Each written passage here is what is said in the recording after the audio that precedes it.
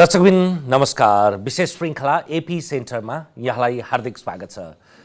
आजको श्रृङ्खलामा हामी समसामयिक राजनीति, संसद विघटन पश्चात उत्पन्न परिस्थितिका विषयमा संवाद गर्दैछौँ। हामीसँग हुनुहुन्छ नेकपाका नेताद्वय विष्णु रिजाल र माधव ढुङ्गेल। अझ यो नेकपा नेता मात्रै भन्न नपाइने अवस्थै त्यस्तो आइसकेको छ। नेकपा ओली पक्षीय नेता माधव ढुङ्गेल र दाहाल नेपाल पक्षीय नेता विष्णु रिजाल। स्वागत छ दुवैजनालाई। हिजोसम्म नेकपा नेता भन्ने त्यो त्यत्रो एउटा सग्लो पार्टीको विरासत थियो। दाबी त आफैले गर्दै हुनुहुन्छ, गर्न पनि पाइयो। एउटा पक्षधर्तामा खुम्चिने अभ्यास अथवा त्यस्तो उपक्रम किन चलाएको होला? परिस्थितिले निर्धारण गर्ने रहेछ। अब हामी नेताहरूले हिजो दुईटा नेताहरू बसे, पार्टी मिल्यो भने हामी मिल्यौँ, ताली बजाइयो। नेताहरूकै उच्च तहबाटै त्यो चिजको भएपछि स्वाभाविक रूपमा त्यसको विङ्सहरू चाहिँ फरक फरक ढङ्गले जाने रहेछ। त्यसो मान्यताहरू अथवा त्यसको दृष्टिकोणहरू हेराइहरू फरक पर्ने हुँदाखेरि यो वा त्यो कित्तामा देखिने भयो। हामी नेकपाभित्रै छौँ तर त्यस्तो देखिने भयो। अनि त्यसले कति असहज हुन्छ होला? आफूलाई नमिल्दाखेरि आफ्नो भूमिका भयो, न त विलोपीकरण हुँदा? होइन, अब यस्तो यसलाई अब आफ्नो मात्रै आँखाबाट हेरेर त यसको ठाउँमा त पुगिँदैन होइन। त्यसको परिस्थितिगत विश्लेषण त गर्नै पर्छ। फेरि कसरी उत्पन्न भयो त यो परिस्थिति होइन। त्यसका विषयमा हामी त जिरोमा बस्न त सक्दैनौँ होइन, शून्यमा बस्न त सक्दैनौँ। के हो त यसको कारण भन्ने कारणको खोजी गर्दै जाँदा अथवा त्यसको बाध्यता या त के अवस्थाले यो सिर्जना भयो त भन्ने कुराको एनालाइसिस गर्ने कुराबाट यसको फेरि त्यतैबाट जाउँ एउटा ठाउँ किन यस्तो परिस्थिति निर्माण हो? जबकि पार्टी अध्यक्ष पनि, एक नम्बर अध्यक्ष पनि, प्रधानमन्त्री पनि बैठक मात्रै त राख्दिनु भने हो। पहिलो कुरा भन्छु म, पार्टी एकता त्यो रहरले यदि केपी ओली र प्रचण्डको अघि हामीले भन्यौँ, नेताहरूले भने पनि रहरले मात्रै भएको हुँदैन। त्यसको एउटा कारण के हुन्छ भने परिस्थितिले उनीहरूलाई पनि गाइड चाहिँ गरे हुन्छ। जस्तो मान्नुहोस्, माओवादी 10 वर्षदेखि युद्धमा उभियो, हामीले युद्धको विरोध गऱ्यौँ। यो ठिक छैन है। यो हिंसाको पोलिटिक्सबाट हामी समाजको रूपान्तर गर्न सक्दैनौँ र चेतनाले समृद्ध भएको जनतालाई अथवा त्यो कार्यकर्तालाई शासन गर्ने शैली निरङ्कुशता या एकाधिकार अधिनायकवाद हुनै सक्दैन। हामीले यो भन्यौँ, लगातार भनिरह्यौँ र त्यो कुरा महसुस कति बेला भयो भने 64 सालको निर्वाचनसम्म माओवादीले पनि महसुस गरेन, किनकि आफूले एउटा चाहिँ जबरजस्त बन्दुकको छायामा गरिएको चुनावमा उनीहरूको एउटा ठुलो चाहिँ शक्ति स्थापित भयो, देखियो। जब स्वीकार गरे, जब अलिकति उनीहरूले बन्दुकको छायाबाट मुक्त भएर भएको चुनाव 70 को चुनावबाट महसुस भयो। त्यसपछि 74 मा आइपुग्दाखेरि हामीले एउटा पार्टी अब वामपन्थीहरू चाहिँ एक हुनुपर्छ है, बाटो मार्क्सवाद लेनिनवादको लोकतान्त्रिकरणको सिद्धान्तलाई अङ्गीकार गर्ने बाटै रोज्नुपर्छ भन्दा अल्टिमेटली जनताको बौद्धले जनवादको चाहिँ दिशामा कमरेड प्रचण्ड पनि आइपुग्नुभयो। र यसरी आइपुग्ने कुराको सिलसिलामा के हो भने अब छुट्टै पार्टीको अस्तित्व अब आवश्यक छैन भन्ने महसुस भयो। र यता पनि एउटा चाहिँ बहुमत, कम्फर्टेबल बहुमत ल्याउने कुराको सिलसिलामा अब माओवादीलाई पनि चाहिँ साथमा लिनुपर्छ भन्ने दुईटा कुराको स्वीकारोक्तिबाट पार्टी एकता भयो। यसको रिजन यही हो। यसको वैचारिक हिसाबले एउटै बाटो हिँड्ने सङ्कल्पसहित एकता भएको हो पहिलो कुरा। त्यो एकता भइसकेपछि जब त्यो पछाडि हुन त हाम्रो पार्टीभित्र दुईवटा अध्यक्षको प्रणाली वास्तवमा त्यो कुरा त्यति बेलै हामीले बेठिक गरेका थियौँ। म चाहिँ त्यो बेठिक भन्छु, किनकि ठुलो पार्टी थियो नेकपा एमालेकै तर्फबाट चाहिँ अध्यक्ष र माओवादीको तर्फबाट उपाध्यक्ष राखे भए पनि मलाई लाग्छ त्यतिखेर एउटा सहमतिको दिशामा जान सकिन्थ्यो होला। भलै एउटा ठुलो त्यो पार्टीको साइजलाई मात्रै नहेरौँ, किनकि एउटा मोमेन्टलाई हेरौँ भनेर दुवैलाई समान चाहिँ एउटा मानार्थ सम्मान दिने हिसाबले 2 नम्बर भए पनि अध्यक्षकै एउटा चाहिँ हैसियतमा कमरेड प्रचण्डलाई राखियो र पार्टी एकता गरियो। पछि प्रसङ्ग क्रमशः के हो भने प्रधानमन्त्री पनि रहनुभएको 1 नम्बरको अध्यक्ष, उहाँले भ्याउनु अलिक गाह्रो भयो, पार्टीको फङ्सन राम्रो गरी चल्न सकेन भन्ने धेरै ठुलो डिस्कस बहस पार्टीभित्र चल्यो। त्यसो भए कार्यकारी भूमिका चाहिँ कमरेड प्रचण्डलाई दिनुपर्छ भन्ने भएपछि पार्टीले कार्यकारी भूमिका दियो। कार्यकारी भूमिका उहाँलाई दिँदाखेरि के हो भने उहाँले चाहिँ पार्टीको एकताको प्रक्रियाका बाँकी कामहरू छिटो सम्पन्न गर्न कन्सल्टेसन मिटिङ गरेको भए, धुमराईमा बसेर उहाँले पार्टीका सबै फङ्सनहरू सञ्चालन गरेको भए, पार्टीको महाधिवेशन 2 वर्षभित्र सम्पन्न गर्ने त्यसको म्यान्डेटलाई पुरा गर्नको लागि उहाँले एक्टिभली लागेको भए, सरकारका कामलाई पार्टीको पङ्क्ति मार्फत जनस्तरसम्म पुर्याउने अभियानको अगुवाई र नेतृत्व गरेको भए पार्टीको कार्यकारीको भूमिका निर्वाह हुन्थ्यो। उहाँले चाहिँ के ठान्नुभयो भने कार्यकारी भूमिका चाहिँ बालुवाटार र सिंहदरबारै ठान्नुभयो। त्यसपछि समस्या भयो। तपाईँले भने जस्तो कहाँ सजिलो छ र? धुम्बाराईमा छुट्टै बैठक राखेको भए अथवा त्यो अभ्यास गरेको भए त्यस पछाडि त त्यति बेलैदेखि त्यो पार्टी विभक्तमा गयो भन्ने भइहाल्थ्यो नि। कसरी त्यस्तो हुन्थ्यो र? धुमराईमा उहाँले एक्लै बैठक बस्नुहोस् भने त होइन नि त। पक्ष हिजोको जुन एकताको स्पिरिटलाई सम्बोधन गर्ने पक्ष राखेर सङ्गठनभित्र सङ्गठित सदस्यको मिलान कसरी गर्ने, पार्टीका कमिटीहरू बाँकी रहेका चाहिँ एकताका कामहरू कसरी सम्पन्न गर्ने भन्ने विषयवस्तुमा छलफल गर्न पहिलो अध्यक्षको परामर्शमा गर्ने चिजलाई कसले रोकेको थियो र? परामर्श त स्वाभाविक छ त, गर्नु त पर्यो त। र उहाँलाई त्यो एक्टिभिटी गर्नको लागि रोकिएको थियो र? हामीले नेकपा एमाले हुँदाखेरि कमरेड केपी ओलीकै नेतृत्वमा पार्टीका सबै शीर्ष नेताहरू एकै ठाउँमा बसेर कमान्ड गर्नुभयो। हामीले भूकम्प पछाडि 28,000 घर टहरा बनायौँ। यो कोरोनाको पछाडि पनि त पार्टी फङ्सन त त्यसरी चलाउन सकिन्थ्यो नि, सकिँदैन थियो र? खोइ त, कोरोना यत्रो जनताको महामारीका विषयमा जनतालाई मलम लगाउनको लागि पार्टीको कार्यकारी अध्यक्षको भूमिका कहाँ प्रदर्शित भयो त? उहाँले त बालुवाटार र सिंहदरबार बाहेक हिजै काहीँ गर्नु भएको छैन नि। म विष्णुजीसँग आउँछु। बडा आज दुईजना जुझारु नेताहरू बिचमा शालीन संवाद होला जस्तो छ यो पार्टी विभक्तताको सङ्घर्षमा पनि। विष्णुजी, उहाँले पनि कुरा त ठिकै ल्याइरहनु भएको छ, त्यसो भए किन विभक्त हुनु पर्यो त? पहिलो कुरा त यसरी बसेर कुरा गर्न नै मलाई त्यति सहज महसुस भइरहेको छैन। हामी एउटै पार्टीको केन्द्रीय कमिटीका सहयोगदार हौँ र पार्टी एकता हुँदा माधवजी म जस्ता हामी युवाहरूले अझ बढी अपेक्षा गरेका थियौँ नेतृत्वसँग। उहाँहरूले एउटा उचाइमा पुर्याउनु भयो। अब यही सग्लो अझ एकीकृत र अझ सबल कम्युनिस्ट पार्टी हामीलाई हस्तान्तरण गरेर जानुहुन्छ भन्ने हाम्रो ठुलो अपेक्षा थियो। तर्कहरू आफ्ना होलान्, कारणहरू आफ्नो कोणबाट भन्न सकिएला, त्यो करिब पुरा नहुने परिस्थितिमा हामी पुगेका छौँ। र जसरी हामीले सुरुदेखि पार्टीलाई एउटा पद्धतिसँग ढङ्गले चलाउनु पर्थ्यो त्यो चलाउन सकेनौँ। हामीले एकता पनि व्यक्तिको कारण भयो भन्ने कुरालाई केन्द्रमा राख्यौँ, चुनाव पनि व्यक्ति विशेषका कारण जितियो भन्ने केन्द्रमा राख्यौँ र यो सबै मानव नेकपाको सृष्टि नै, नेकपाको आजको चाहिँ जुन उत्कर्ष नै यो एउटा व्यक्ति विशेषका कारण यहाँसम्म आयो भन्ने कुरालाई हामीले केन्द्रमा राख्यौँ। दुई अध्यक्ष किन बनाउनु भयो भन्दा तपाईँ हामीले सुन्यौँ जेट चलाउन 2टा पाइलट चाहिन्छ भन्नेसम्मका पनि महान तर्कहरू पनि हामीले सुन्यौँ। अहिले जुन कुरा महसुस भएको छ त्यो बेला कतिपय विषयहरू चाहिँ छिनोफानो गर्न सकिन्थ्यो होला। हामी कसरी जाने, के जाने, 2 वर्षभित्र महाधिवेशन सम्भव छ कि छैन। जति बेला पार्टी एकता भयो, प्रधानमन्त्रीमा केपी शर्मा ओली हुनुभयो, उहाँको कार्यकाल त 2.5 वर्षको चाहिँ सहमतिमा उहाँले हस्ताक्षर गरेर हुनुभएको हो नि। आज जुन ढङ्गले चर्चा गरिँदैछ केपी ओलीका कारण बहुमत आयो, केपी ओलीले गर्दा यो भयो, केपी ओली जननिर्वाचित प्रधानमन्त्री हुन्छ, को चाहिँ जननिर्वाचित होइन? संसदीय प्रणालीमा जति पनि सांसदहरू हुन्छन् ती सबै जननिर्वाचित हुन्। हामी अमेरिकी राष्ट्रपति चुनावको प्रणालीमा गइरहेका छैनौँ। त्यो मात्र होइन, हामी भारतीय चुनावको मोडेलमा अथवा बेलायतको चुनावको मोडेलमा पनि गएका छैनौँ। चुनावभन्दा अगाडि प्रधानमन्त्रीको नाम घोषणा गर्ने, उसले बहुमत ल्याए, उसको पार्टीले बहुमत ल्याए भने उही प्रधानमन्त्री हुने तहमा पनि गएका छैनौँ।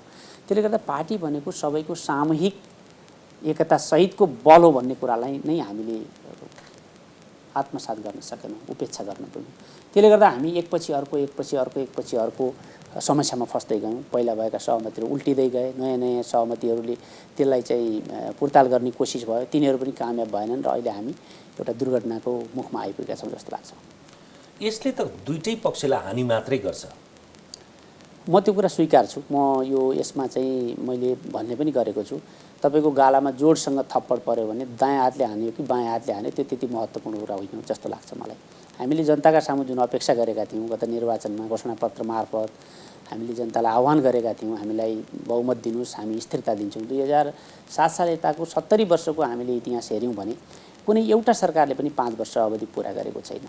नेपाली काङ्ग्रेसको सरकारले 15 सालमा 2/3 बहुमत ल्यायो, 48 र 51 सालमा 48-56 सालमा सुविधाजनक बहुमत ल्यायो। ती तिनैवटा सरकारले काम गर्न सकेनन्। त्यति मात्र होइन, राजाको निरङ्कुश शासनकालमा उहाँले आफूले चाहेको व्यक्ति प्रधानमन्त्री बनाउने बेलामा पनि कुनै पनि एउटा सरकारले पनि 5 वर्ष अवधि पुरा गरेको छैन। यो इतिहास बदल्ने अवसर नेकपासँग थियो। हामीले त्यो इतिहासलाई बदल्न सकेनौँ, हामीले गम्भीर भुल गरेका छौँ र मलाई लाग्छ आज मात्र होइन, यो भुलको परिणाम, यो भुलको सजाय हामीले त जनतासम्म भोग्नै पर्छ। जस्तो अब यो धेरै विगत खोतलेर त होइन, तर इतिहास राजनीतिको जरा हो, राजनीति इतिहासको फल हो भने जस्तै सन्निकट इतिहासकै कुरा जेठ 3 गते 2075को एकता यताको घटनाक्रम हेर्दाखेरि कुन पक्ष, कुन व्यक्ति, कुन विचार समूह अथवा के विषयले चाहिँ धेरै गिजोलो जसका कारणले यो दुष्परिणाम? पहिलो कुरा म भन्छु टिकारामजी, बडो प्रष्टका साथ पार्टीभित्र जुन प्रकारको शक्ति सन्तुलन थियो त्यसको चाहिँ रिफ्लेक्सन भएन।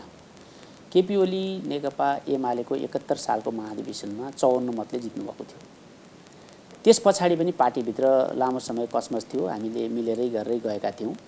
पार्टी एकता पछि कमरेड केपी ओलीले म नेकपा एमालेको सम्पूर्ण रूपमा प्रतिनिधित्व गर्छु भन्नुभयो र पार्टीभित्र जति पनि अवसरहरू आउँछन्, जति पनि सन्दर्भहरू आउँछन् त्यसमा सम्पूर्ण रूपमा एकलौटी गर्नुभयो।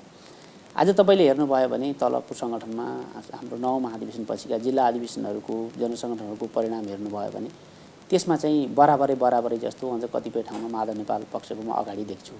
तर रिफ्लेक्सन हुने ठाउँमा तपाईँ मन्त्रीमण्डलको नियुक्ति अथवा अरू राजदूतहरूको नियुक्ति, प्रदेश प्रमुखहरूको नियुक्ति, अरू ठाउँका चाहिँ विभिन्न निकायहरूको सरकारी नियुक्ति वा अवसर पाउने हिसाबमा हेर्नुभयो भने एउटा पक्ष मात्रै हालिमुहाली छ। यसो भन्दा गर्दाखेरि भागभण्डा खोजे, फेरि चाहिँ भागभण्डाको कारण पो तिमीहरू चाहिँ गरेका रहेछौ भन्न पनि सकिएला। पार्टीमा हिस्सेदारी नखोज्दा कहाँ खोज्ने? शेरबहादुर देउवा प्रधानमन्त्री भएको बेला त खोज्नु मिल्दैन होला, अथवा अर्को कोही मान्छे भोलि प्रधानमन्त्री भयो भने बाहिरको त खोज्नु मिल्दैन होला। हामी पनि त्यो पार्टीका सदस्य हौँ, त्यो पार्टीमा हामी सबैको सेयर छ भने त्यहाँ हुने अवसरहरूमा त स्वाभाविक रूपमा अपेक्षा रहन्छ। र पार्टीभित्र जति पनि विषयहरूमा सन्तुलन कायम गर्नु पर्थ्यो, 3 पक्षीय जुन शक्ति सन्तुलन थियो पार्टीको, त्यो त्रिपक्षीय शक्ति सन्तुलन चाहिँ कायम भएन। पार्टीलाई सहमतिमा चलाउने भनिएको थियो पार्टीको विधानमा, त्यो कुरा मान्दछु म। तर माधव कुमार नेपाल स्वदेशमा नभएको मौका पाएर छापामार शैलीमा यहाँ चाहिँ प्रदेश कमिटीको चयन गरियो।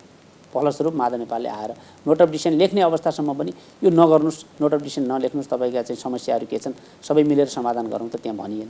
तीनचोटि माधव कुमार नेपालले पार्टीमा नोट अफ डिसिसन लेख्दासम्म होइन बहुमतको निर्णय पार्टी निर्णय हुन्छ भनेर चाहिँ निर्णय गरियो। जब पछि परिस्थिति अलिकति परिवर्तन भयो, प्रधानमन्त्रीलाई अलिकति अप्ठ्यारो पर्यो, प्रधानमन्त्रीका क्रियाकलापप्रति अरू नेताहरू सहमत हुन सक्नु भएन, बैठक बसौँ भन्दा तपाईँले तमासा देखिहाल्नु।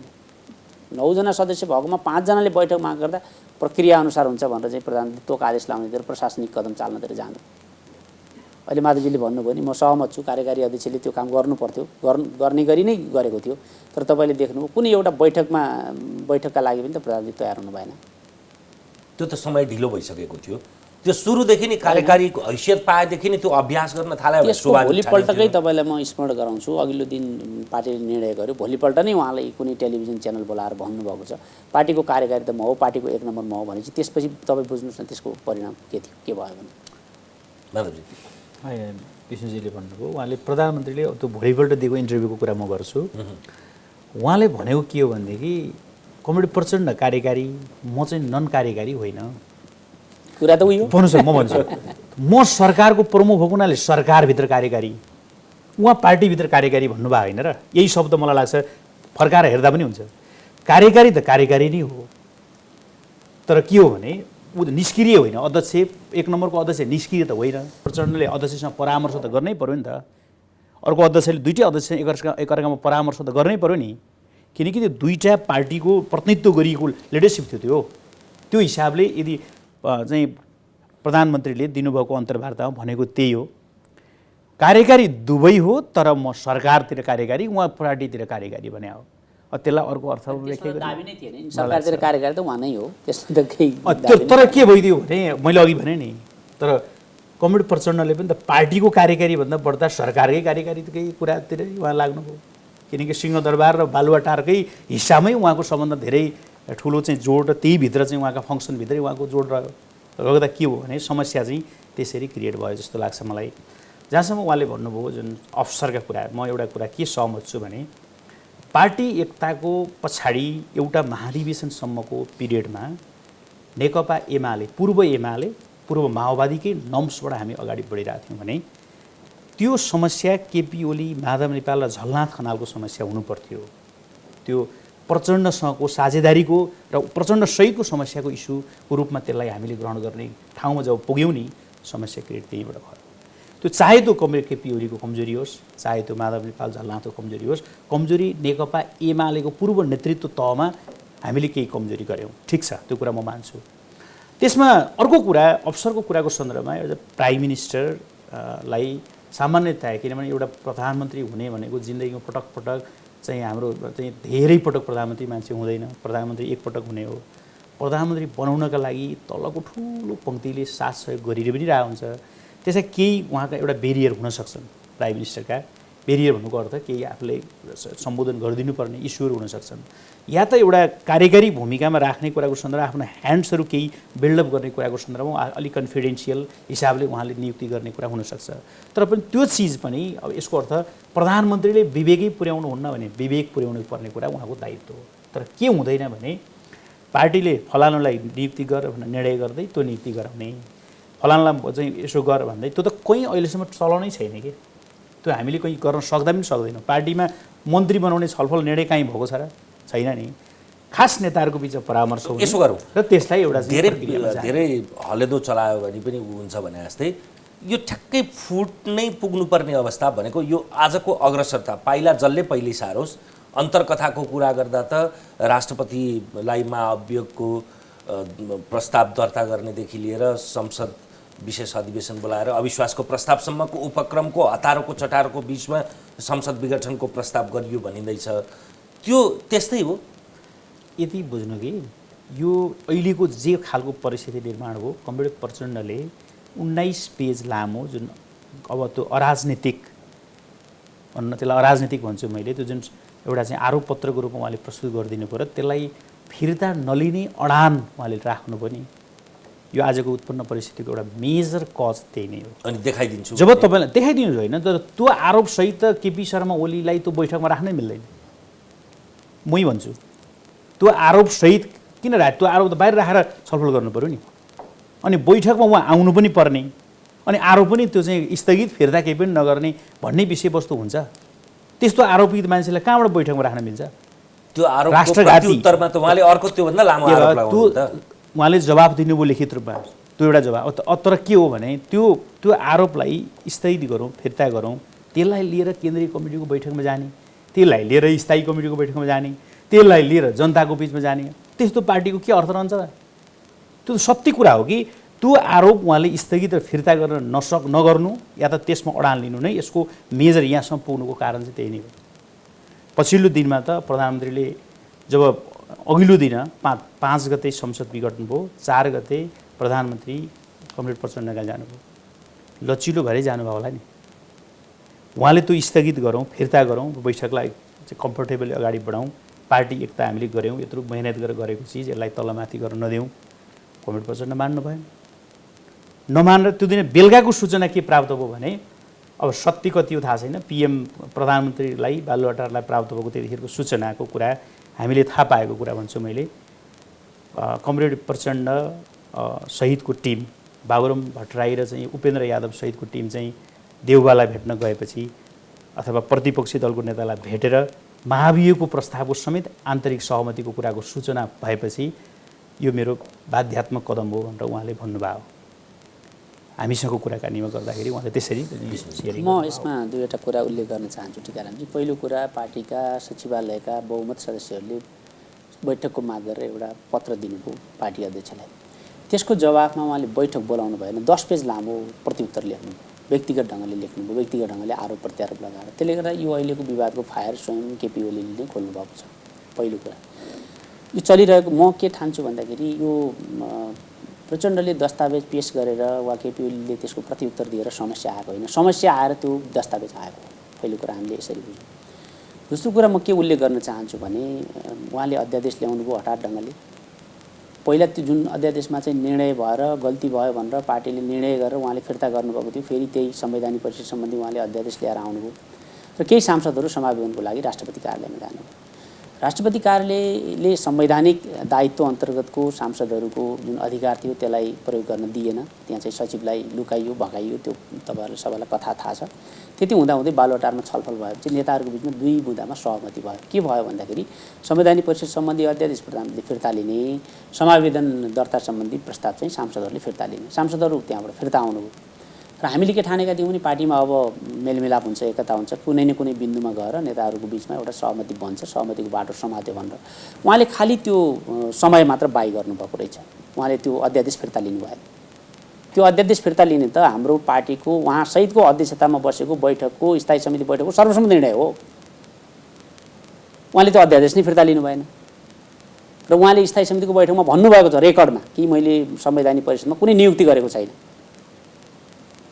अब यति हुँदा पनि पार्टीमा विश्वास कायम हुँदैन। उहाँले चाहिँ जालजेल गर्नुहुन्छ, त्यसरी चाहिँ छलछामपूर्ण ढङ्गले अगाडि बढ्नुहुन्छ भने त यहाँभन्दा बढी चाहिँ विडम्बना के हुन्छ पार्टी।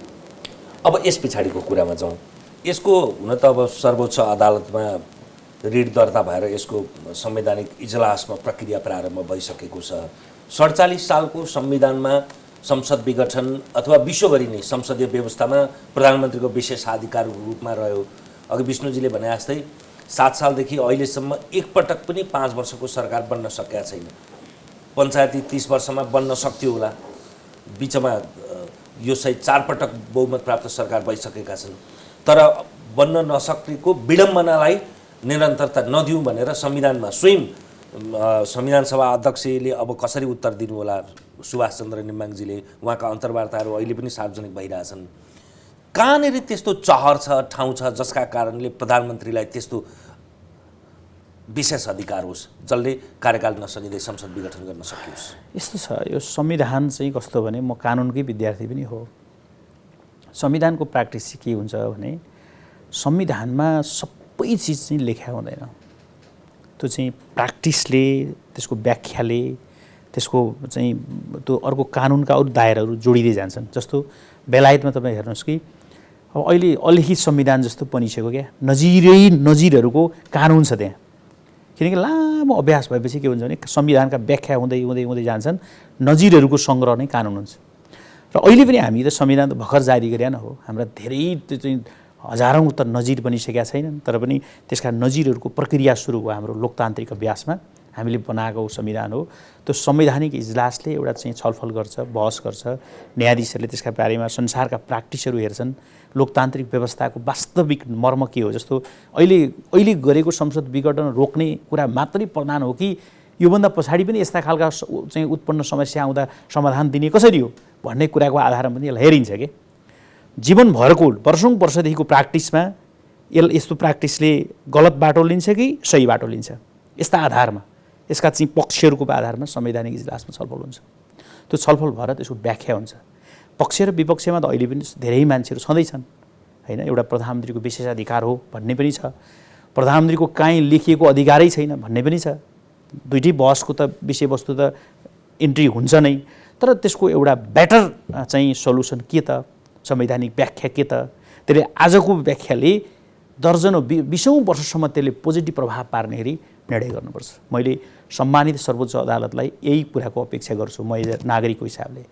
त्यो पुनर्स्थापना हो कि विघटनलाई अथवा प्रधानमन्त्रीले गरेको कदमलाई सदर हो कि, र संविधान सबैको लागि त्यो जे व्याख्या भए पनि सर्वोच्चको निर्णय म मान्दिनँ भनेर मैले पनि भन्न मिल्दैन, विष्णुजीले भन्न नि मिल्दैन, केपी शर्मा ओलीले भन्न नि मिल्दैन, प्रचण्ड माधव नेपालले भन्न पनि मिल्दैन। विष्णुजी, यो कुरामा त म सहमत छु। अन्तिम निर्णयकर्ताको रूपमा सर्वोच्च अदालत छ। हामीले हाम्रो संविधान, हाम्रो व्यवस्थाले मानेको कुरा हो, यसमा दुई मात्रै छैन। तर एउटा राजनीतिक कर्मीको हिसाबले नाङ्गो आँखाले हेर्दा देखिने तथ्य के हो भने संसदले विकल्प दिउन्जेल प्रधानमन्त्रीले विघटन गर्न पाउने व्यवस्था हाम्रो यो संविधानले गरेको छैन। माधवजीले भने जस्तो विगतका हाम्रा विभिन्न अनुभवहरू पनि छन्। प्रधानमन्त्रीले गरेको सिफारिस सदर पनि भएको छ, बदर पनि भएको छ। संसदको पुनर्स्थापना अदालतबाट पनि भएको छ, सडकबाट पनि भएको छ। विभिन्न देशमा प्रधानमन्त्रीले चाहेको बेलामा मुद्दामा आधारित ढङ्गले चाहिँ संसद विघटन गरेको छ। जस्तो तपाईँले बेलायत, हामी जुन आधुनिक प्रजातन्त्रको जननी भन्छौँ, यसभन्दा अगाडि बोरिस जोन्सनले ब्रेक्जिटमा उनको आफ्नो मत अगाडि नभएपछि उनले संसद विघटन गरे, निर्वाचनमा गए, बहुमत ल्याएर आए, उनले ब्रेक्जिट डिल सक्सेस गरे। मुद्दा आधारित हुने कुरालाई अर्को ढङ्गले हेर्न सकिन्छ। तर फेरि पनि हामीले अन्तका अभ्यासहरू के छन्, पहिला हाम्रा नजिरहरू के थिए भन्नुभन्दा पहिला चाहिँ हाम्रो संविधानमा हामीले के व्यवस्था गरेका छौँ। हाम्रो संविधानले 4 किसिमको सरकारको परिकल्पना गरेको छ। पहिलो बहुमत प्राप्त, दोस्रो बहुमत प्राप्त भएन भने, सम्भव भएन भने 2 या 2 भन्दा बढी, तेस्रो त्यो पनि सम्भव भएन भने सिङ्गल लार्जेस्ट पार्टी, सबभन्दा बढी मत प्राप्त, बहुमत होइन, सबभन्दा बढी मत प्राप्त पार्टी, र त्यो पनि भएन भने प्रतिनिधि सभाको कुनै सदस्यले सहमति जुटाउन सक्छ, बहुमत जुटाउन सक्छ भने उसलाई पनि 1 महिनाको अवधि दिने व्यवस्था गरेको छ। र संविधानको कुनै पनि धारामा प्रधानमन्त्रीको सिफारिसमा यो अहिलेको अवस्थामा बहुमत प्राप्त प्रधानमन्त्रीले जसको संवैधानिकता, जसको कानुनी वैधतामाथि काहीँ पनि प्रश्न उठेको छैन, संसदमा एउटा बजेट असफल भएको छैन, एउटा विधेयक असफल भएको छैन, नीति कार्यक्रम असफल भएको छैन, संसदले कुनै उसलाई अतिरिक्त केही कदम चालेको छैन, उसको कुनै कार्य उप प्रस्ताव पारित गरेर उसलाई अप्ठ्यारो पारेको छैन, काहीँ पनि उसलाई संवैधानिक चुनौती खडा नभएको अवस्थामा यसरी संसद विघटन गर्ने कुरा हाम्रो संविधानले परिकल्पना नै गरेको छैन। रोचक कुरा के छ भने संविधान अनुसार संसद विघटन गरेको भनेर जुन भनिएको छ, प्रधानमन्त्रीले जुन सिफारिस गर्नुभएको छ, राष्ट्रपति कार्यालयको जुन वक्तव्य आएको छ, त्यसमा पनि धारा होइन, विभिन्न देशका अनुभवहरू भन्ने शब्दसम्म उल्लेख गरिएको छ। अब अनुभव त फिजीको अनुभव अर्कै छ, बर्माको अनुभव अर्कै छ, पाकिस्तानको अनुभव अर्कै छ, बेलायतको अनुभव अर्कै छ। हामीले अरूका देशका अनुभवका आधारमा यहाँ हामी नक्कल गर्न सक्दैनौँ। त्यसले गर्दा मलाई लाग्छ सर्वोच्च अदालतले गर्ने फैसला त हामी सबैका लागि सर्वस्वीकार्य छ, अनिवार्य छ। र सर्वोच्च अदालतले जनताबाट व्यक्त यो भावना, संविधानको यो संविधान सभाबाट निर्मित संविधानको व्यवस्था र आफ्नै नजिरहरूलाईसम्म पनि आधार बनाउनेछ जस्तो लाग्छ। जस्तो मान्नुहोस् अहिले निर्वाचन भयो, कोही प्रधानमन्त्री बनेर आयो, जनताले बहुमत दिएर आयो, 2 महिनामा उसलाई लाग्यो म अब विघटन गरिदिन्छु, one of the fine morning उसले चाहिँ सिफारिस गरिदियो, उसकै अनुकूलको अहिले जस्तै राष्ट्रपति हुनुहुँदो रहेछ, उहाँले त्यसमा चाहिँ तुरुन्तै 1 घन्टा पनि नबितेर सहीछाप गरिदिनु भयो भने हामीले ल्याउन खोजेको सुधारिएको संसदीय व्यवस्था भनेको यही हो त। हामीले अभ्यास गर्न खोजेको राजनीतिक स्थिरताको प्रणाली भनेको यही हो त। हामीले जुन एफपीटीपी र पीआर सिस्टमबाट निर्वाचन प्रणाली बनाएका छौँ आफैमा जटिल छ र यसमा बहुमत प्राप्त गर्नु नै एउटा जटिल कुरा छ। साँचो भन्नुहुन्छ भने फर्स्ट पास्ट द पोस्टमा बहुमत ल्याए पनि कसैले यो समानुपातिक प्रणालीको कारणले बहुमत ल्याउन मुस्किल छ। त्यत्रो माहौल भएको बेला पनि हामीले एउटै पार्टीले बहुमत ल्याएको होइन, तत्कालीन नेकपा एमाले र नेकपा माओवादी केन्द्रले बहुमत ल्याएर आएको। यो बेला त हामीले चाहिँ सरकारलाई स्थिर बनाउन सकेनौँ भने अर्को कुनै चुनावपछि एकल ढङ्गले गएर कोही मान्छेले बहुमत ल्याएर आउँछ, देशमा राजनीतिक स्थिरता आउँछ, हामीले जनतालाई चाहिँ विकास र समृद्धि दिन सक्छौँ भन्ने कुरा कसरी पत्याउन सकिन्छ? जनताका सामु हामीले के भनेर जाने? तपाईँले हामीलाई 2/3 बहुमत दिनुभयो करिब, हामीले चाहिँ मैले चाहिँ चलाउन सकिनँ, त्यसले गर्दा चाहिँ म फेरि आएँ, मलाई अब यहाँभन्दा बढी बहुमत दिनुहोस् भन्न सकिन्छ होला? यसमा के छ भने विश्वजीले जुन भन्नुभयो नि, त्यो जुन अप्सनका चाहिँ 4वटै अप्सनको कुरा गर्नुभयो नि, त्यो के छ भने नि संविधानको व्याख्या चाहिँ कसरी हुन्छ भने प्रतिपक्षको कुनै बहुमत हुने सम्भावना छैन नि त। 64% मत प्राप्त प्रधानमन्त्री, संसदीय दलको नेता, न संसदीय दलको नेता फेर्नका लागि कुनै प्रस्ताव पनि छैन नि त, छ र? संसदीय अर्को कुनै चाहिँ त्यो खण्डित भएको त्यो जुन 64% जनमत खण्डित भएको अवस्था त छैन नि। अहिले त 64% पार्लियामेन्टका मेम्बरहरूको अभिमत प्राप्त प्रधानमन्त्रीको सिफारिस हो यो। कल्पना गर्नुहोस् तपाईँ। त्यसो भए त किन भन्ने झन् प्रश्न आइहाल्छ नि। होइन त्यो होइन, त्यसो भए किन तपाईँको पार्टीभित्रको समस्या त पार्लियामेन्टसँग सरकार राख्दैन हो। यो किन भन्ने कुराको प्रसङ्ग सर्वोच्चले व्याख्या गरोस्, तर सत्य के हो भने 64% सांसदको अभिमत प्राप्त प्रधानमन्त्री संसदीय दलको नेताले प्रधानमन्त्री उहाँले जस्टिफिकेसन गर्ने कारण देखाउ आदेश उहाँले जारी गर्ने कुरा हो, प्रधानमन्त्रीले दिनु होला नि त त्यसको जवाब। तर के हो भने त्यो 64% संसदको अभिमत प्राप्त प्रधानमन्त्रीले गरेको संसद विघटनको सिफारिस हो। अब कल्पना गर्नुहोस् यो संवैधानिक प्र्याक्टिसमा अर्को अप्सन कहाँ छ त? त्योभन्दा बाहिर यसो विचार गर्नुहोस् त तपाईँ, बाहिर कहाँनिर छ? त्योभन्दा बाहिर सरकार बन्न सक्छ? त्यो सम्भावना छ? माधवजीको प्रश्नको उत्तर छ। 64% हो उहाँको खण्डितै भएको छैन भने किन संसद विघटन हुन्छ? ठिक छ, त्यो पनि बहस गर्न सकियो। यसको मतलब के हो भने चाहिँ उहाँसँग त्यो छैन, अथवा उहाँले अनकम्फर्ट फिल गर्नुभयो, अथवा उहाँले ठान्नुभयो कि म अब चलाउन सक्दिनँ भन्ने ठान्नुभयो भनेपछि त विकल्प त त्यहीँनिर छ। त्यहीँनिर समयको 2-4 घन्टा अगाडि पछाडिको कुरा छोडिदिनुहोस्, त्यहीँनिर उहाँको विरुद्ध अविश्वास प्रस्ताव त दर्ता भएको छ नि।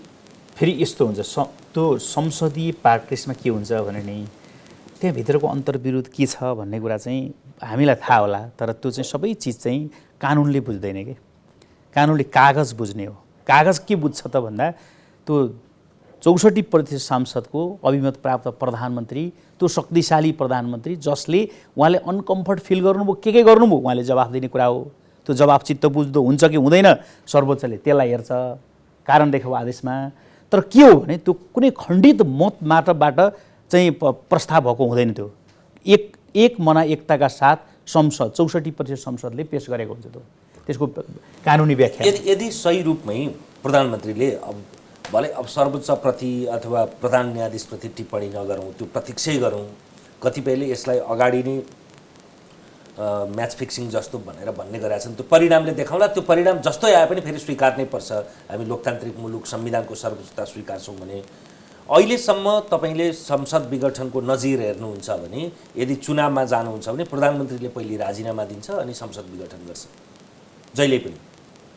त्यो नजिर त यसपटक भएन, त्यसैले उहाँको चुनावमा जाने नियत भन्ने कसरी पत्याउने? मिति घोषणा गर्दैमा हुन्छ? त्यो त यस्तो छ, अब प्रधानमन्त्रीले प्रस्तावित गरेको मिति सर्वदलीय बैठकबाट त्यो फिजिबल छ कि छैन, त्यसलाई 1-2 महिना 2-4 महिना पर सारेर एउटा चाहिँ फिजिबल डेट तयार गर्नुपर्छ कि त्यो त प्र्याक्टिसमा आउँछ नै। त्यही डेटमा तपाईँले सैद्धान्तिक नै कुरा गर्नुहुन्छ भने सैद्धान्तिक रूपमा उहाँले अबका दिनदेखि यो सरकारको निरन्तरता दिन नसक्ने भनेको यो संसदको तपाईँले भनेकै 64लाई होल्ड गर्न नसक्ने भनेको त्यो चाहिँ सत्य कुरा के हो भने अल्पमतका सरकारहरूको हकमा हो यो। तपाईँलाई भन्नु यो त्यो अवस्थै होइन। फेरि पनि उहाँले भन्नुभयो नि प्रधानमन्त्री त बहुमत प्राप्तै प्रधानमन्त्री हो नि, कानुनले त त्यही देख्छ नि होइन। उहाँले अनकम्फर्टेबल किन फिल गर्नुभयो त्यसको उहाँको जवाब चाहिँ प्रधान हुन्छ नै। उहाँले त्यो चाहिँ चित्त बुद्धो पार्लिमेन्टमा जवाब उहाँले जुन पठाउनुहुन्छ नि सरकारबाट पठाइन्छ नि त्यसलाई हेर्ने हो। तर अब तपाईँ मान्नुहोस् संसद विघटन गर्नुभयो त्यो दिनदेखि उहाँ केयरटेकर हुनुभयो कि भएन, कामचला हुनुभयो कि भएन? त्यो त केयरटेकरै छ त अहिले। अबको चुनावी घोषणा गरिसके त यो त चुनावी सरकार त हो। त्यसो भए त्यो राजीनामा दिने चाहिँ के नै अल्झ्या त? नत्र भने त अन्तर्राष्ट्रिय अभ्यास नजिर हाम्रै विगतका अभ्यास हेर्नुहुन्छ भने त्यो कुरा चाहिँ किन उन्मुख? यो प्र्याक्टिस यो एउटा बहसकै विषयवस्तु होला होइन। मलाई लाग्छ उहाँले राजीनामा दिने भनेको बहुत अल्पमतको सरकार होइन नि यो। त्यो तपाईँलाई चाहिँ संसदकै अविश्वासको कारणले उहाँले छोडेको हुँदैन। अल्पमत मात्रै रहेर संसदको विश्वास नभएको सरकार कहीँ पनि हुँदैन। राजीनामा अल्पमतको सरकार भए पनि त्यसले बहुमत प्राप्त गरेको दिनसम्म मात्रै सरकारमा बस्न चाहन्छ। अहिले यो सरकार दुईटा प्रधानमन्त्री हुन्छ र भने संविधान एउटा बहुमत प्राप्त प्रधानमन्त्री एउटा चाहिँ अल्पमतको प्रधानमन्त्री हुन्छ। अविश्वासको प्रस्ताव दर्ज भएर टाइममा दर्ज भएर उहाँले टेक्निकल्ली उहाँ अल्पमतमा हो भन्ने कुरा देखिएपछि उहाँले राजीनामा दिने कुरा हो नि त। त्यो त कोही पनि छैन नि त। होइन यस्तो हो, तपाईँको तर्क मिल्दैन माधवजी। किन मिल्दैन भने चाहिँ प्रधानमन्त्रीले चुनाव गराउने घोषणा गर्नुभयो मान्नुहोस्, भनेपछि त त्यो अल्पमतकोले गर्यो कि बहुमतकोले गर्यो त भन्ने त प्रश्नै आएन नि। उहाँले भनेपछि त मैले सकिनँ भनेर चुनाव गराउनु जब घोषणा गर्नुहुन्छ भने त पहिलो उहाँको दायित्व त उहाँले राजीनामा दिने होला नि। मैले सकिनँ, एउटा प्रधानमन्त्रीले राजीनामा नदिएर बसिरहेको छ अनि दुनियाँलाई बेकुफ बनाउनु मिल्छ चुनाव गरेर संसद विघटन गरेको भनेर? प्रतिपक्षका अथवा कोही साथीहरूलाई पनि यस्तो लागेको छ भने भ्रमबाट मुक्त भयो हुन्छ। यो निर्वाचन गराउनको लागि संसद विघटन गरिएको छैन। तपाईँ हामीलाई थाहा छ बहुमतको प्रधानमन्त्री थिए शेरबहादुर देउवा। शेरबहादुर देउवाले पनि चुनावै गराउँछु भनेर संसद विघटन गरेका थिए। त्यो संसद पुनर्स्थापना गर्नलाई हामीले कति पेचिलो र कति गहिरो लडाइँ लड्नु पर्यो।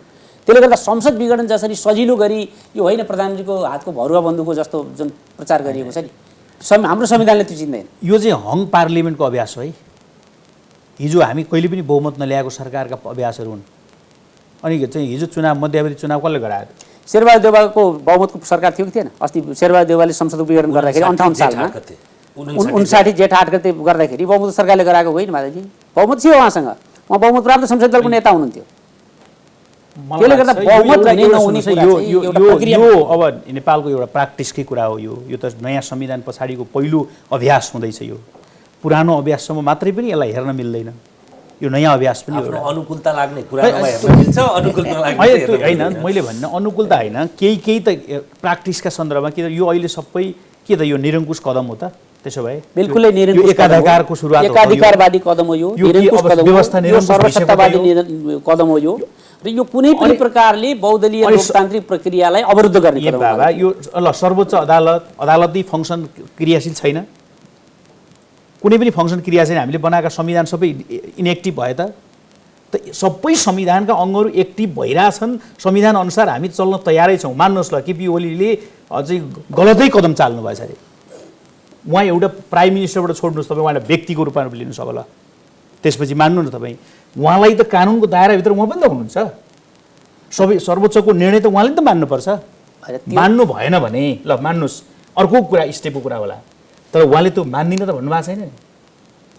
तपाईँ त्यो पनि कानुनका अपेक्षा गर्नुहुन्छ एक भएको छैन र माधवजी, त्यो पनि अपेक्षा गर्नुहुन्छ होइन, उहाँले त्यो पनि मान्ता हो सुन्नुहोस् न, त्यस्तो मैले भने कोर्टको आदेश मान्दिनँ भन्नु एउटा कुरा के छ भने प्रधानमन्त्री यत्रो लामो इतिहास बोकेको होइन 14, 15, 17 वर्ष जेल बसेको यही लोकतन्त्रका लागि यही सिस्टमका लागि यो संविधान बनाउन सबैको भूमिका छ तर केपी ओलीको पनि महत्त्वपूर्ण भूमिका छ नि त दुनियाँले माधवजी, तपाईँले सबै कुरालाई निरपेक्ष हेर्नुहुन्न कि तपाईँले हरेक कुरालाई त्यसको आलोकमा त्यसको सापेक्षमा हेर्नुपर्छ। उहाँले कस्तो अवस्थामा कुन कुन संवैधानिक परिषदका सदस्यलाई राखेर रिक्त रहेका त्यत्रा संवैधानिक पदमा नियुक्त गर्नुभयो र ती कति महत्त्वपूर्ण पद निर्वाचनमा जाँदैछु भन्नुहुन्छ, आफूले नियुक्त गरेको प्रमुख निर्वाचन आयुक्त हुनुहुन्छ, अख्तियारको प्रमुख आयुक्त र अरू आयुक्त कस्ता पात्र नियुक्त गर्नु पात्रमा टिप्पणी होइन तर कुन परिस्थितिमा कुन सम्मतिमा। अनि त्यसो भए के 2.5 वर्षसम्म त्यो नियुक्ति नगरेर यो 5 वर्ष कार्यकाल टुङ्गाइदिने हो?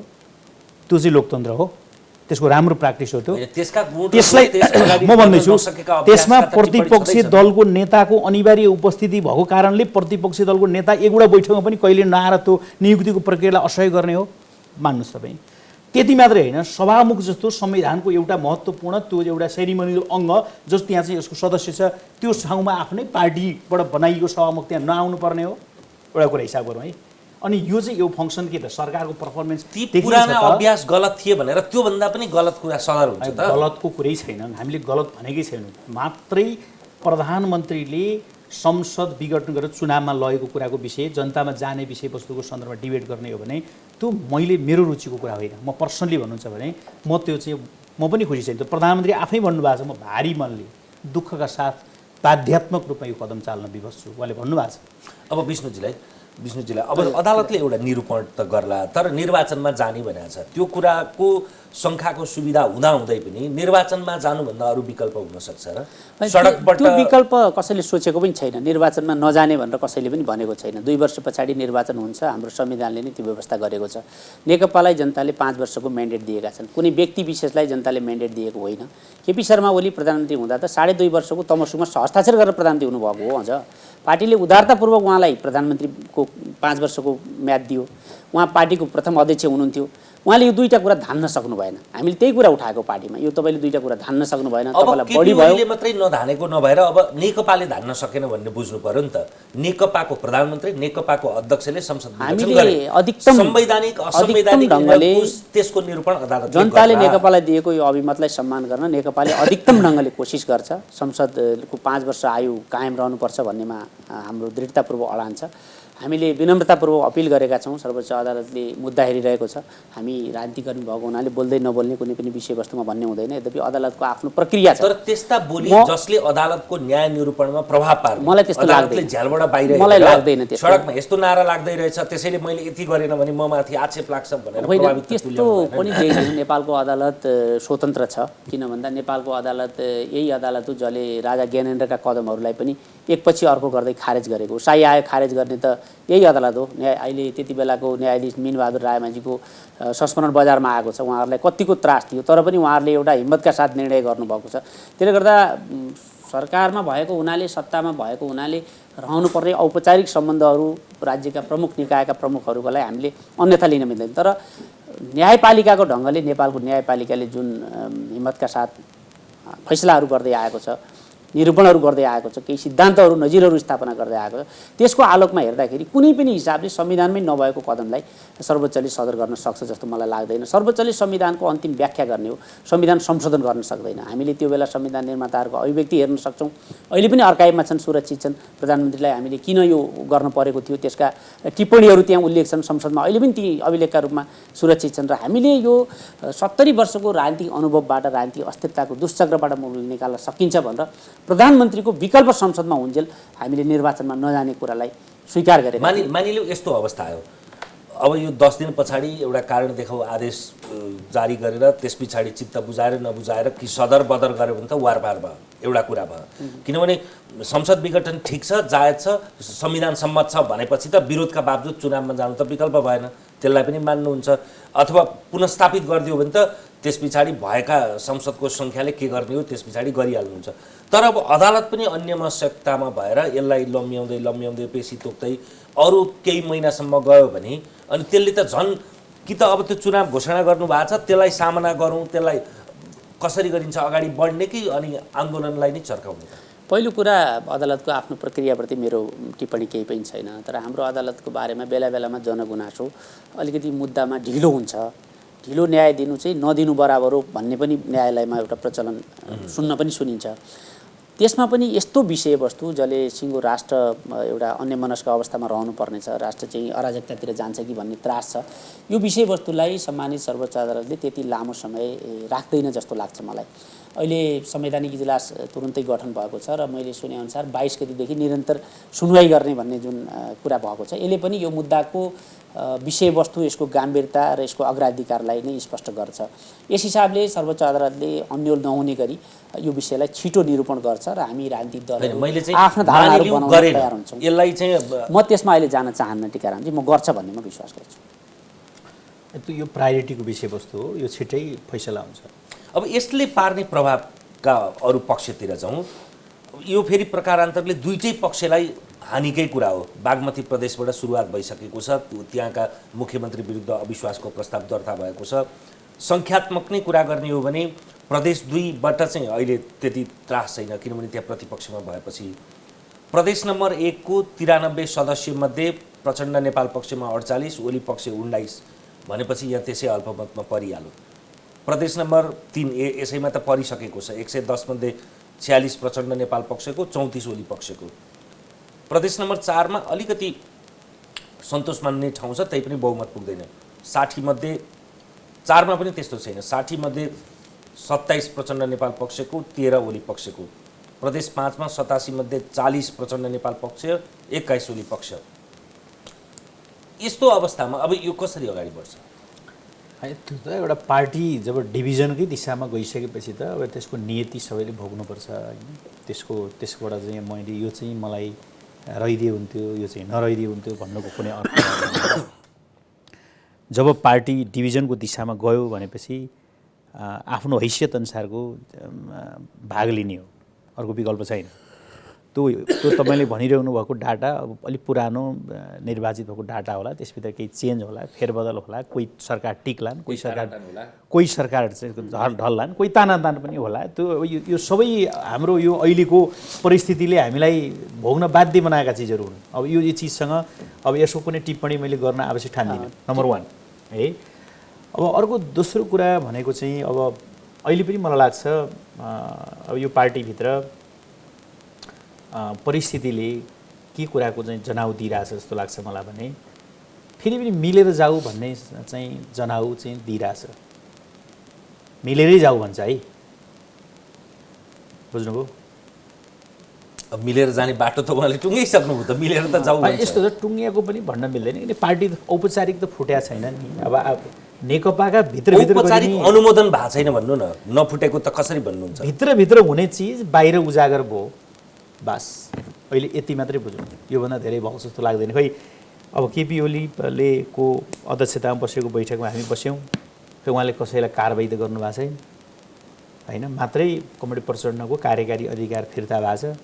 एउटा प्रवक्ता नारायण काजीको ठाउँमा चाहिँ यहाँ त तपाईँ दर्शकले हेर्नुभयो भने दर्शकले खिसिट्याउरी गर्नुहुन्छ, यस्तो टिप्पणी गर्न थाल्यो भने माधव नेपाल पक्षले बस्दा हाम्रो मूल नेकपा, यतापट्टि बस्दा हाम्रो मूल नेकपा भने जस्तो। टीकाजी, यसमा मेरो के छ भन्दाखेरि अब मलाई लागेको डर नै यही हो, कतै हाम्रा यी सम्पूर्ण निर्वाचित संरचनाहरू नै डिफङ हुने र भङ्ग हुने स्थिति भएर हामी फेरि जिरोमा पुग्छौँ कि भन्ने डर लागेको। बागमती प्रदेशमा अविश्वास प्रस्ताव दर्ता भइसकेको छ, सम्भवतः अन्त पनि दर्ता होला। अब सुनिँदैछ यसलाई निर्वाचित निकायलाई भङ्ग गर्ने तयारी पनि हुँदैछ। यसले गर्दा हामीलाई चाहिँ हिजो यति लामो समय हामी निर्वाचित निकायहरूको अभावमा रह्यौँ, त्यसले गर्दा स्थानीय स्तरमै लोकतन्त्र निर्मूल हुने अवस्था आएर हामीलाई यो आन्दोलन उठाउन धेरै ठुलो अप्ठ्यारो परेको थियो। कतै हामी फेरि त्यतैतिर फर्केर जाने हो कि भन्ने एउटा चिन्ता चाहिँ मलाई लागिरहन्छ। अर्को कुरा चाहिँ माधवजीले भन्नुभयो नि, अहिले यो हामी विभाजनको स्थितिमा गएपछि यो आफ्नो हिस्सेदारी खोज्ने कुरालाई हामीले अस्वाभाविक ढङ्गले लिनु हुँदैन, अस्वाभाविक ढङ्गले लिनु पनि हुँदैन, म उहाँको कुरामा सहमत छु। यही कुरा कमसेकम एकीकृत पार्टीमा मात्रै ध्यान दिएको भए त हाम्रो पार्टी नै फुट्दैन भन्छु। अहिले पनि सैद्धान्तिक वैचारिक ढङ्गले तपाईँ नेकपाभित्र हेर्नुभयो भने त्यत्रो कुनै विवाद नै छैन। छैन जस्तो जनताको बहुलले जनतालाई छोड्न सकिँदैन, यस्तो गर्न सकिँदैन, यो यस्तो यस्तो भन्नुहुन्छ हाम्रो अध्यक्ष केपी शर्मा ओलीले बेला बेलामा। त्यो त अस्ति भएको केन्द्रीय कमिटीको बैठकबाट पनि त त्यस विषयमा त कुनै अतिरिक्त निर्णय भएको छैन नि। अर्थात् एकताको जे दस्तावेज छ त्यो दस्तावेजमा त कमरेड केपी शर्मा ओली पनि प्रतिबद्धै भएको देखिन्छ।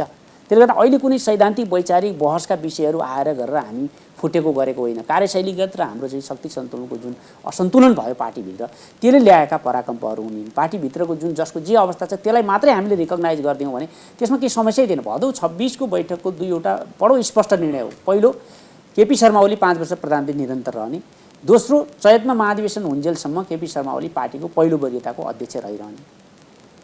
त्यसपछिका कुराहरू मात्रै हुन्। प्रचण्डले कार्यकारी अधिकार प्रयोग गर्ने पहिलाकै निर्णयलाई त्यसलाई स्पष्ट मात्रै पारिएको हो। पार्टीमा संस्थागत ढङ्गले सबैको सल्लाहले चल्ने भन्ने कुरालाई चाहिँ प्रधानमन्त्रीलाई के समस्या आइपर्यो र त्यसको चाहिँ 5-7 दिनपछि नै उहाँले एकपक्षीय ढङ्गले मन्त्री परिषद गठन गर्नु पर्यो कि भन्नु पर्यो मेरो संसदीय दलमा मेरो एकल बहुमत छ, पार्टीको कमिटीमा मेरो एकल बहुमत छ, म एकल ढङ्गले गर्छु।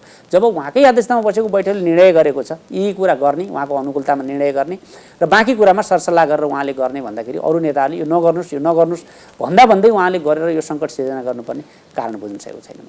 अब निर्वाचन आयोगतिर जाउँ, त्यसको पनि निर्वाचन आयोगले निरूपण गर्ला, तर आफ्ना आफ्ना दाबी त सुनौ न तपाईहरु। किनभने यति शालीन यति भद्र रूपमा 1 घण्टाको बसाइमा दुईटा विचार समूहका पात्र मैले बुझ्या चाहिँ मैले कमरेड केपी शर्मा ओलीले पार्टी फुटाउने भन्ने कुरा चाहिँ उहाँको कुनै अहिलेसम्म उहाँले कुनै त्यो कुराको इन्ट्री पनि सङ्केत दिनुभएको छैन हैन।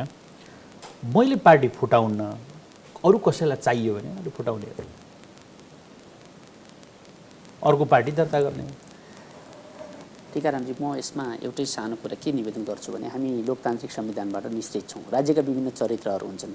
तपाईले अरू कुनै गल्फ कन्ट्रीको हेर्नुभयो, अफ्रिकन मुलुकको हेर्नुभयो, अरू कुनै हेर्नुभयो भने एउटा चरित्र हुन्छ राज्यको। हाम्रो देशको राजनीतिक चरित्र, हाम्रो सिस्टमको चरित्र भनेको लोकतान्त्रिक हो। अर्थात् हामी चाहिँ बहुमतमा विश्वास गर्छौँ। हाम्रो प्रणाली नै बहुमतमा विश्वास गर्छ। हाम्रो पार्टीको विधान पनि हामीले त्यही मान्यताका आधारमा बनाउँछौँ। अझ हामी लेनिनवादी सङ्गठनको सिद्धान्तमा विश्वास गर्छौँ। कम्युनिस्टहरू हाम्रो एउटा टर्मिनोलोजी नै छ, व्यक्ति सङ्गठनको मातहत हुन्छ, तल्लो कमिटी माथिल्लो कमिटीको मातहत हुन्छ, अल्पमत बहुमतको मातहत हुन्छ, बहुमतको विचार पार्टीको विचार हुन्छ, अल्पमतले आफ्नो मत राख्ने अधिकार पार्टीमा राख्छ। महाधिवेशन अधिवेशन हुँदाखेरि यो विचारको बहस खुला हुन्छ भन्ने कुरालाई हामीले सिद्धान्तकै रूपमा अवलम्बन गरेका छौँ। यस्तो अवस्थामा हामी 441 जना केन्द्रीय कमिटी सदस्यहरू माधवजी म सहित हाम्रो नागरिकता र हाम्रो हस्ताक्षरमा नेकपा निर्वाचन आयोगमा दर्ता भएको छ। निर्वाचन आयोगको दल सम्बन्धी हाम्रो देशको कानुन हेर्नुभयो भने त्यहाँ दुईवटा विषय स्पष्ट ढङ्गले लेखेको छ। पहिलो, तपाईँ कुनै पार्टीबाट फुट्न चाहनुहुन्छ 40% केन्द्रीय कमिटी सदस्य र 40% संसद सदस्य ल्याएर आउनुहोस्। दोस्रो, तपाईँलाई कुनै आधिकारिकता सम्बन्धी विवाद छ, तपाईँ आधिकारिक हुन चाहनुहुन्छ भने बहुमतको निर्णय ल्याएर आउनुहोस्। हामी 441 केन्द्रीय कमिटी सदस्यहरू अहिले पनि जीवित छौँ। हाम्रा केही 4-5 जना साथीहरू त्यसमा निधन पनि हुनुभयो, 4-5 जना साथीहरू थपिनु पनि भएको छ।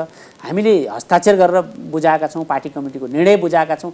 अब के निर्णय गर्छ निर्वाचन आयोगले यसमा भनिरहनु नपर्ला। यसमा के छ भने टीकारामजी, जस्तो के हुन्छ भने उहाँले भनेको मूल सिद्धान्त त्यही नै, तर के हुन्छ भने पार्टी एकता पछाडि अर्को एकताको महाधिवेशनसम्म हामीले केही छुट्टै निर्णय गरेर विधान बनाएका छौँ। त्यो के हो भने कहीँ पनि लेनिनवादी सङ्गठनको सिद्धान्तमा दुईटा अध्यक्षको प्रणाली छैन, हामीले दुईटा अध्यक्ष बनायौँ।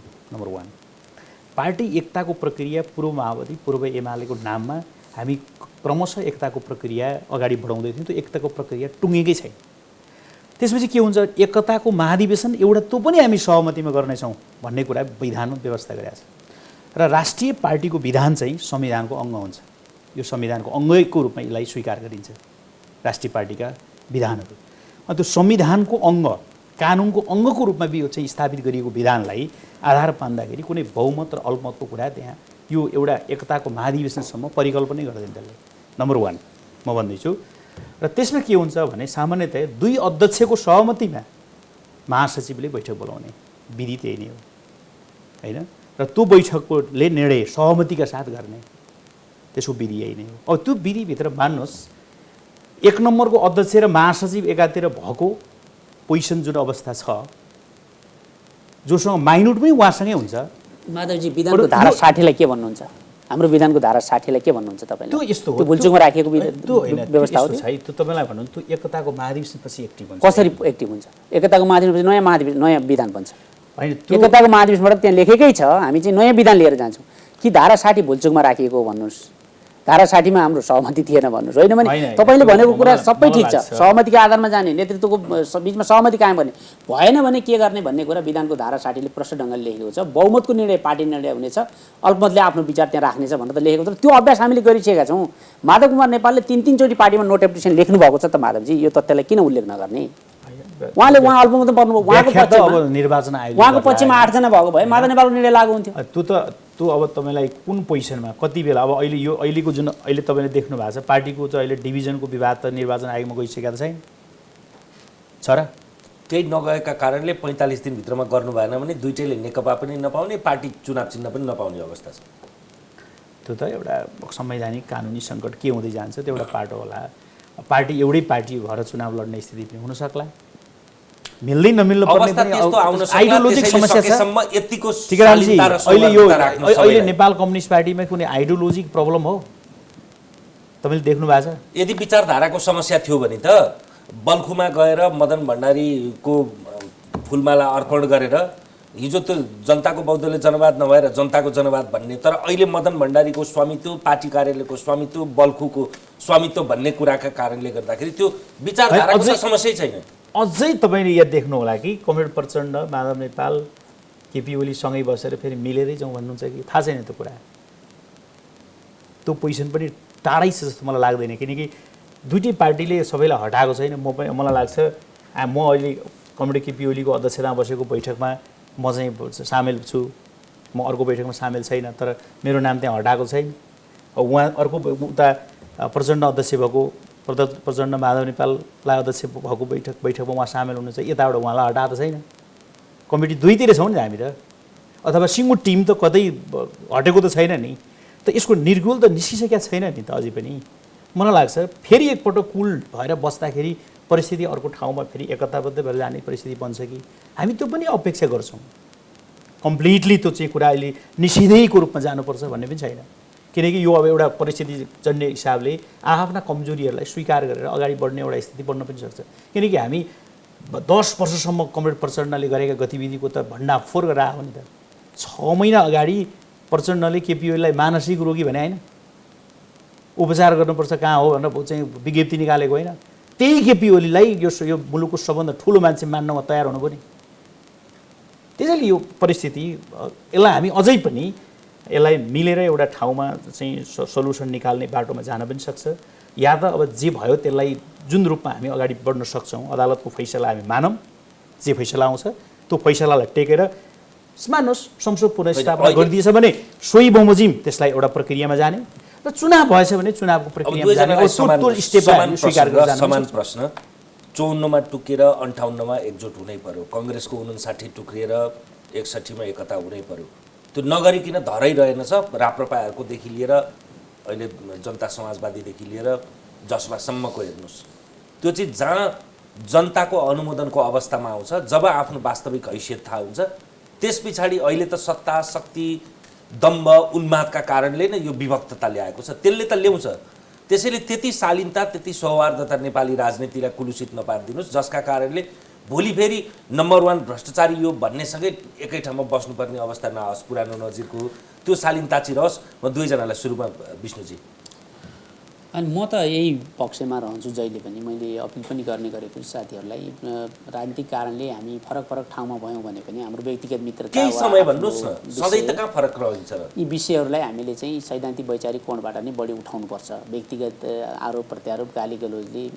बहसलाई अस्वस्थ बनाउँछ र फेरि पनि एकताको जुन सम्भावना माधवजीले बडो आशावादी भएर पनि प्रकट गर्नु म पनि आशा राख्छु किनभने एकता हुँदैन भनेर सम्पूर्ण रूपमा म पनि त्यसलाई अस्वीकार गर्ने त्यो पक्षमा छैन केही जटिलताहरू देखिएका छन् नेताहरू यो अब हाम्रो हातबाट राजनीतिक नियन्त्रण गुम्यो भन्ने बिन्दुमा पुगेपछि फेरि पनि कुनै न कुनै प्रकारको एउटा सहमति हुँदैन भन्ने होइन हुन पनि सक्ला तर अहिले जे परिस्थिति छ यसैलाई हामीले अगाडि बढाउँदा पनि आफ्ना तर्कहरू बहसहरू राख्दा पनि शालीनतापूर्वक नै कुरा गरौँ सैद्धान्तिक वैचारिक कुरा नै गरौँ मत मिलेन भने पनि हामी जब मिल्दैन भने नमिल्नका लागि नै यो लोकतन्त्र छ नमिल्नका लागि नै यो हामीले प्रणालीको कुरा गरिरहेका छौँ मिलेन भने जे विषयमा मिलेन त्यो विषयमा हामी आफ्ना मतहरू राखेर जान सक्छौँ त्यसमा केही छैन उहाँको कुरा म सहमतै छु किनकि अब हामीले दुश्मनीतापूर्ण व्यवहार गर्नुपर्ने केही जरुरी छैन किनकि अरूभन्दा फेरि पनि हामी के भने निकटै छौँ मलाई लाग्छ कार्यकर्ताको तहमा साह्रै ठुलो हार्मोनी पनि छ, कुनै समस्याको विषयवस्तु होइन। माथिल्लो तहमा अब कमरेड केपी ओलीले 5 वर्ष कम्फर्टेबल्ली सरकार चलाउन मलाई पार्टीभित्रैबाट उही आफ्नै समकक्षीहरूले दिएनन् भन्ने कुराको विषयवस्तुसँग जोडिएको कुरा छ। त्यो विष्णु रिजालले नदिए होइन नि, मान्नु न तपाईँ। त्यो तहको कुरा गर्नुहुन्छ भने तल्लो तहका कार्यकर्ताको के दोष छ र? छैन नि। यदि उहाँले अब मान्नुहोस् उहाँलाई केही कुरा चाहिँ सम्मान पुगेन अथवा सम्मान दिन सक्नु भएन, त्यहाँ चाहिँ ब्यालेन्स हुन सकेन भन्ने कुराको फिलिङ्स गरेको हो भने कमरेड माधव नेपाल चाहिँ प्रचण्डले गर्नुभयो, उहाँहरूकै समस्या हो नि, होइन? त्यो चिज उहाँहरूले मिलाउँदाखेरि मिल्ने रहेछ नि त। फेरि पनि त्यो बाटो त क्लियर छ। त्यसो हुँदाखेरि अहिले फेरि पनि भन्छु म, कमरेड अध्यक्ष केपी ओलीका दर्जनौँ कमजोरी हुन्, कार्यशैलीगत कमजोरी बिहीन कमरेड केपी ओली हुनुहुन्छ म भन्दैन, उहाँका पनि कमजोरी छन्, कमजोरी सहितको मान्छे हो उहाँ, सबैका त्यो विशेषता हुन्छन्। तर जुन पछिल्लो चाहिँ चरणमा जुन आरोप चाहिँ उहाँलाई लगाइयो नि, त्यसमा चाहिँ कुनै कस्टमा स्वीकार गर्न सकिनँ, मैले पनि सक्दिनँ त्यो चाहिँ है। उहाँलाई राष्ट्रघातीको आरोप लगाउन सकिन्छ त? ल विष्णुजी तपाईँ भन्नु त, के केपी ओली राष्ट्रघाती पर्सन हो? त्यो तहमै यो पार्टीको एकता सम्भव होला त? राष्ट्रघाती चाहिँ भनेको छैन, उहाँको त्यसमा प्रश्न उठाएको छ। उहाँले चाहिँ गोयललाई किन भेट्नुभयो, एज अ प्राइम मिनिस्टर तपाईँ भन्नुहोस्, यो ल अहिले अन्तर्राष्ट्रिय दुनियाँमा एउटा चाहिँ नेपालको छुट्टै पहिचान गराउनु त उहाँ होला, सबैको साथ सहयोग, सबै माधव नेपाल प्रचण्ड सबैको साथ रह्यो, उहाँ त्यो सरकारको नेतृत्व तहमा रहनुहुन्छ, उहाँकै नेतृत्वमा नेपालको एउटा फरक आइडेन्टिटी संसारभित्र पहिचान भएको छैन त? छिमेकी देश इन्डियाको सधैँ त्यसैका विरुद्धमा त्यसले गरेका हस्तक्षेप, त्यसले गरेका मनोवैज्ञानिक चाहिँ प्रभावबाट गुज्रित भएको हाम्रो देश, पुष्पलालले लेखेको अर्ध औपनिवेशिक भन्ने शब्द त्यसैसँग जोडिएको छ, हामीलाई हाम्रो डोमिनेन्सीसँग जोडिएको छ। त्यसलाई साँचो अर्थमा उजागर गरिदिएर स्वाधीन र एउटा स्वतन्त्र नेपाल हो भन्ने कुरा, नेपाली हौँ भन्ने कुराको प्रत्याभूति गराउने के केपी शर्मा ओलीको भूमिका छैन त? मान्नुहोस् तपाईँ, यो पाहाडको कुरा गर्दैछु मैले, चाहे त्यो तपाईँ एउटा प्रत्येक इभेन्टसँग तपाईँ जोडेर हेर्नुहोस्, त्यही सिंह दरबारको चाहिँ के अरे पार्लियामेन्टमा उभिएर दस्तावेजमा लेखे होइन नि, प्राइम मिनिस्टरको तहबाट त्यो राष्ट्रलाई एउटा च्यालेन्जै गरेर उहाँले प्रस्तुत हुन सक्नुभयो नि आम रूपमा। त्यो चिज उहाँको त्यो कुराको निष्ठासँग उहाँलाई चाहिँ क्वेसन उठाउन मिल्छ र? समय पाबन्दीले अहिले मैले यहीँ टुङ्ग्याउनुपर्छ। अब धेरै कुराको निरूपण निर्वाचन आयो, त्यहाँबाट सम्मानित सर्वोच्च अदालत र चुनावमा गएपछि जनताबाट यो पार्टी कुन रूपमा फेरि एक हुने नहुने, कसरी विभक्त हुने, त्यो कुरा तिनीहरूले निर्धारण गर्ला। शालीनतापूर्वक प्रस्तुत भइदिनु भयो। समय संवादका लागि यहाँहरू दुईजनालाई धन्यवाद। धन्यवाद। हामीसँग हुनुहुन्थ्यो नेकपा नेताद्वय विष्णु रिजाल र माधव ढुङ्गेल। आजलाई एपी सेन्टरको यो विशेष श्रृङ्खला यति नै। हेर्दै रहनुहोला AP1। नमस्कार।